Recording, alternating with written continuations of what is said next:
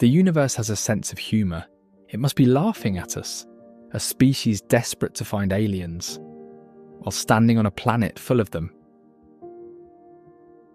Hi, and welcome back. Let me ask you a strange question. Why are humans so obsessed with aliens? We imagine beings with long necks, enormous eyes, strange bodies, bizarre behaviours. We wonder how they sleep, how they think, how they communicate. We fantasize about their intelligence, their culture, their secrets. But look closely. Everything we imagine about aliens already exists on this planet. We are surrounded by life forms that, if they landed on another world, would be front-page news. But here on Earth, they're just part of the scenery we've grown numb to. Earth is the zoo of cosmic possibility, and we walk through it half asleep. We spend billions searching for something unusual on Mars. We celebrate every photo of a dry rock, every crack in ancient soil, as if it has some meaning to us. If scientists find a faint trace of fossilised bacteria up there, it becomes global news. A triumph of human curiosity. But imagine if aliens visited us. They would descend onto a planet overflowing with creatures that glow, shapeshift, regenerate, communicate in colour, see magnetic fields, taste electricity, and navigate oceans without ever getting lost. They would look at Earth the way we dream of looking at distant galaxies, with awe, reverence, disbelief. And that raises a painful question. What would it take for us to see our planet that way? To gaze at the great blue world with the same trembling wonder we reserve for barren Mars? Look around. If giraffes lived on another planet, scientists would write entire libraries about these biological skyscrapers. A heart the size of a bowling ball, impossible neck, impossible legs, strange skin patterns, cute horns. But because they live here, we shrug. If a mammal on another world laid eggs, had a duck's bill, and detected electric fields, we'd say, this is it, definitive alien life. But because it's the platypus, we laugh. Consider the mimic octopus, a creature that can shapeshift into lionfish, crabs, sea snakes, an instant costume, a biological illusionist. If an alien did that in front of us, we'd faint. But here, it's just a clever cephalopod. Or the immortal jellyfish, a being that can reverse its own aging process. We dream of something that defies death. Earth already has one.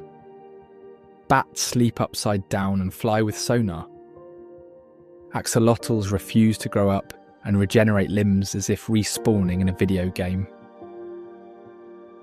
Tardigrades survive boiling, freezing, radiation, and the vacuum of space, then press pause on life for decades. And we've barely scratched the surface.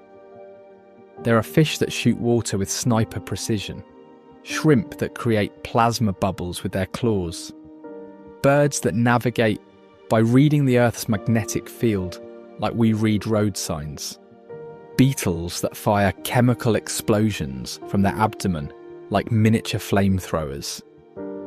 If aliens landed and saw our animal kingdom, they'd say, wow, this planet is much stranger than we expected. These things exist right here, right now. No telescope needed. And yet, we look at the night sky and ask, are we alone? Because we do not see the wonder that surrounds us. We treat it as background noise. But nature is the most alien, most creative, most unreasonable force we have ever encountered. If humans truly wanted to meet aliens, the first step would be to relearn how to see. A child sees a giraffe and gasps. An adult sees a giraffe and checks their phone. Maybe aliens haven't contacted us yet because they're not convinced we'd notice. Think of the octopus. an intelligence that does not follow the rules. Its arms think independently.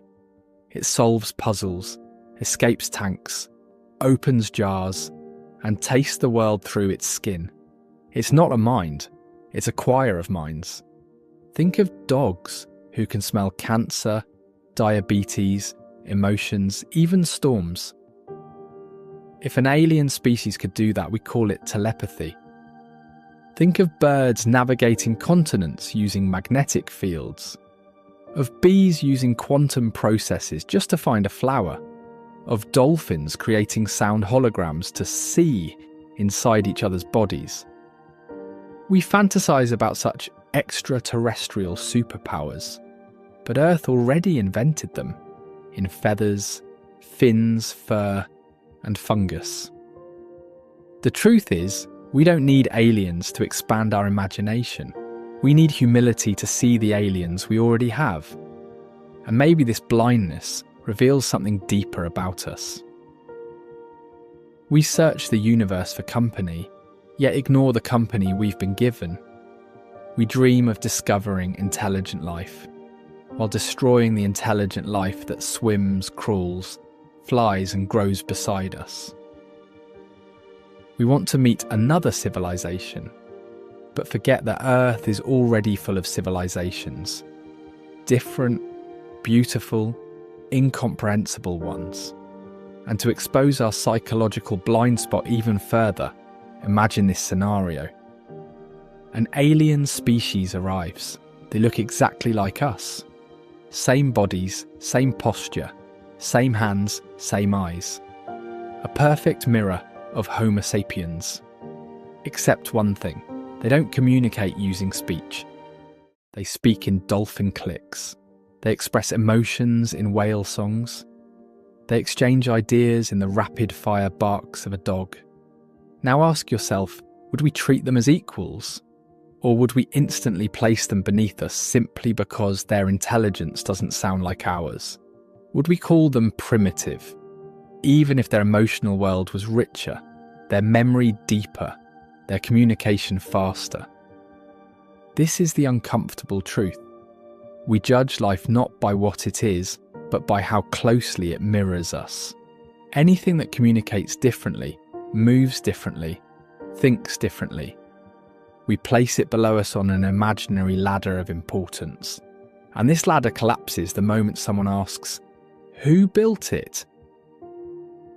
And this says something profound about us. We are often so wrapped in our own inventions, our own importance, that we forget to look at the miracles under our noses.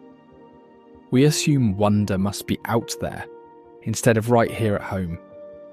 We call ourselves the most intelligent species, yet we struggle to notice the intelligence that surrounds us. It's a gentle call to humility, a reminder that nature has been solving problems for millions of years before we even learned to stand upright. This story is not about animals, it's about us. Because the way we look at the world often reveals far more about us than about the world itself. Because the real mystery is not the universe's silence, it's our own deafness. Why do we struggle to see the life bursting around us? Why do we treat the familiar as invisible, as if daily miracles lose value?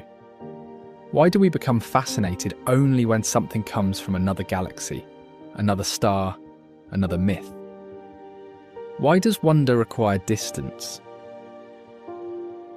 This says something deep, maybe even uncomfortable, about the way our minds work.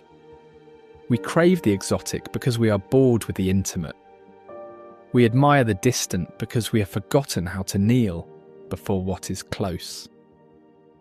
Perhaps the real tragedy is that our attention drifts away through imaginary galaxies, future worries, career dramas, and all the small storms of our mind, while real life waits quietly beside us, unnoticed. Because the moment we rediscover how extraordinary this planet is, we also rediscover something else. Humanity is part of this miracle, not above it, not outside it, but in it. But we keep waiting for aliens to visit us, without realising that to the rest of Earth's creatures, we are the aliens. Loud, unpredictable, hairless primates who build strange structures and talk into glowing rectangles. We are not the owners of this world. We are one creative expression among millions. And the true measure of our intelligence is not whether we find aliens in the sky, but whether we recognise the alien genius living beside us. Maybe the next step in human evolution is not building a bigger telescope. Maybe it's rebuilding our ability to be astonished. Because real awe is not something spectacular we must chase. It doesn't require alien spaceships or cosmic revelations. Real awe is something simple we must remember. A quiet doorway we walked through as children and then forgot how to find again. A way of seeing, not a thing to see. Children gasp at butterflies, at rain puddles, at shadows on the wall. They are born with eyes that still recognise magic. Adults misplace those eyes somewhere between obligations, deadlines, and the long commute home. We replace wonder with efficiency, curiosity with productivity, and forget that being alive was never meant to be a task. But the world does not stop being astonishing just because we stop noticing. It waits for us patiently, like a friend at the door, hoping we will look up again. To look at a giraffe and whisper, "My God, what an impossible creature."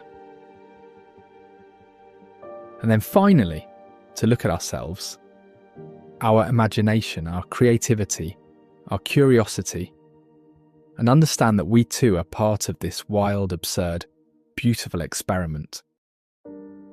Earth is not waiting for aliens. Earth is full of aliens, and we are lucky enough to live among them